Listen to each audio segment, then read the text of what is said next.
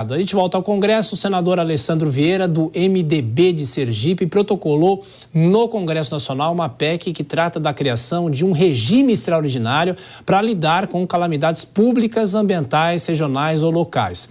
A gente volta com a repórter Marília Ribeiro, de Brasília. A proposta é de um chamado orçamento de guerra. É mais ou menos isso, Marília?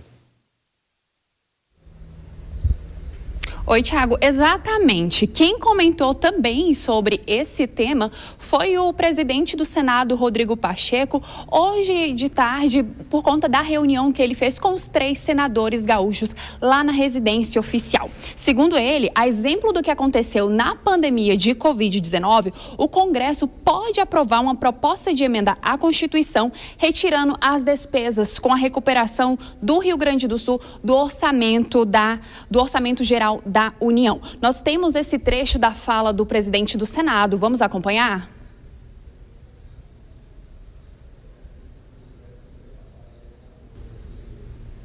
Nós utilizamos na época da pandemia um instrumento que foi a proposta de emenda à Constituição, foi apelidada PEC de guerra, justamente para permitir a alocação de recursos no território nacional no momento de excepcionalidade da pandemia.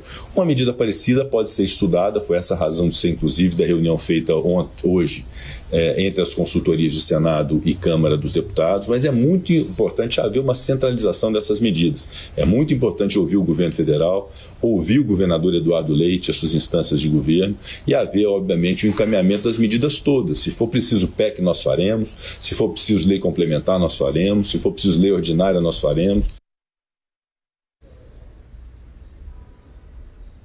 Exatamente, Thiago. E ainda durante essa entrevista coletiva que Rodrigo Pacheco deu lá na residência oficial, quem conversou também com a gente foi o senador Paulo Paim, que chegou a se emocionar, falando que agora a prioridade lá no estado é resgatar as vidas. Já o senador Hamilton Mourão ressaltou a força do povo gaúcho. Thiago, o autor do texto dessa proposta de emenda à Constituição é o senador Alessandro Vieira, e ele falou por meio das redes sociais que ele já possui as assinaturas que são necessárias para que esse projeto possa tramitar. Alessandro Vieira definiu que o que pode ser usado para esse efeito de calamidade são as secas e estiagens, inundações e deslizamentos de terra. Eles podem ser causados para poder acionar essa calamidade pública. Tiago, nós aqui estamos no Congresso acompanhando tudo, cada passo que o Congresso, junto com o Planalto, vem dando para poder encontrar uma solução para essas fortes chuvas que atingem o Rio Grande do Sul. Qualquer novidade eu volto. Marília Ribeiro com as últimas informações. E por falar ainda em Congresso Nacional, nesse momento na Câmara, o deputado Chico Alencar falando, porque a Câmara pode votar ainda hoje e referendar o decreto de calamidade pública em relação ao Rio Grande do Sul. O deputado falando agora da tribuna, e a sessão é presidida pelo presidente Arthur Lira. Acompanhe um trecho. Parabenizar o governo pela agilidade, pela busca da unidade, pelos 3 poderes lá no Rio Grande do Sul, pelo diálogo com o governo estadual, com as prefeituras, independente da posição partidária. Essa agilidade é fundamental porque ela salva vidas, inclusive o parlamento, ao aprovar nesta noite esse regime de calamidade pública, esse reconhecimento do estado de calamidade pública, está dando a sua pequeníssima contribuição. Temos que também individualmente, cada um, fazer a colaboração. Bom, aí o deputado Chico Alencar falando sobre, daqui a pouco, essa aprovação do decreto de calamidade pública, que facilita a liberação de recursos para o estado do Rio Grande do Sul, e Dora Kramer falando sobre essa possibilidade do Senado aprovar uma espécie de decreto de guerra, uma proposta feita pelo senador Alessandro Vieira. É algo necessário, é aquilo que vem no momento de tragédia que o Brasil, no caso, se acostumou.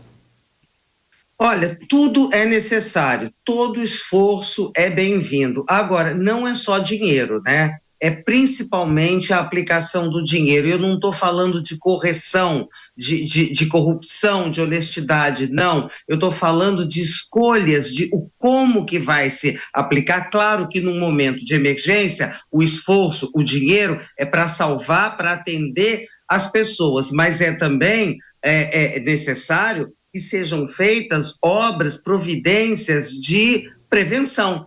A gente está vendo né? E tudo com essas mudanças climáticas, com o mundo todo em polvorosa, isso aí assume uma outra feição muito importante de como é que vai se fazer. Então, dinheiro é bom, mas o ótimo é a aplicação correta do dinheiro, sob todos os pontos de vista. Kobayashi, o desafio é a prevenção, porque todos os moradores que a Jovem Pan vem ouvindo o dia inteiro falam nessa questão inédita, né? O que aconteceu no estado nesses últimos dias. Não dá para admitir negacionista de mudança climática com tudo que a gente está vendo, né?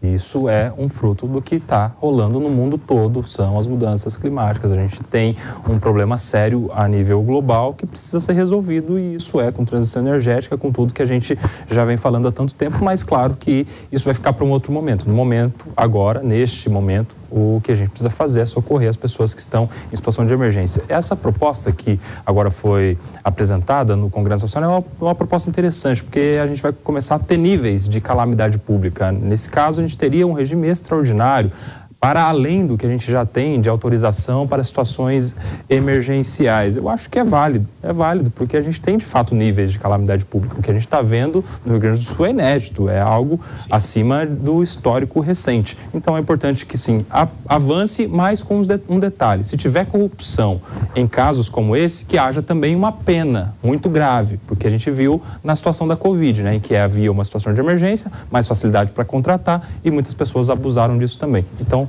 é um ponto a ser destacado.